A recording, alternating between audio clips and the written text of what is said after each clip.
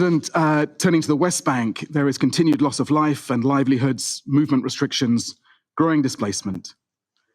Over the weekend, 2 Palestinian youths were killed in a settler attack near Ramallah. One was beaten to death, another was fatally shot. Dozens were injured, and ambulances were blocked from reaching the wounded. Settler violence is escalating at an alarming rate, and Palestinian communities are being displaced, injured, and their property damaged. Each day this year, the UN has documented an average of 4 incidents of settler violence against Palestinians and their property.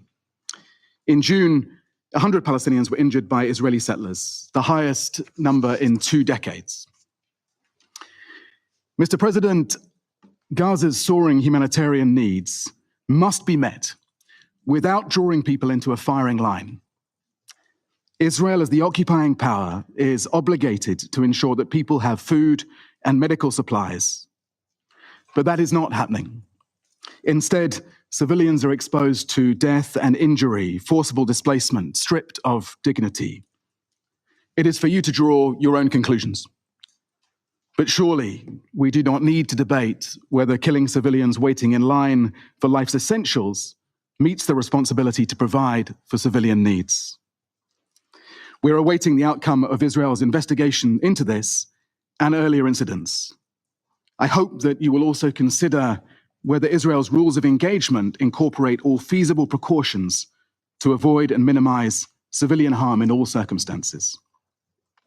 This means, here as elsewhere, verifying targets, giving effective advance warnings, carefully choosing tactics and weapons, and cancelling or suspending an attack if it would cause disproportionate civilian harm.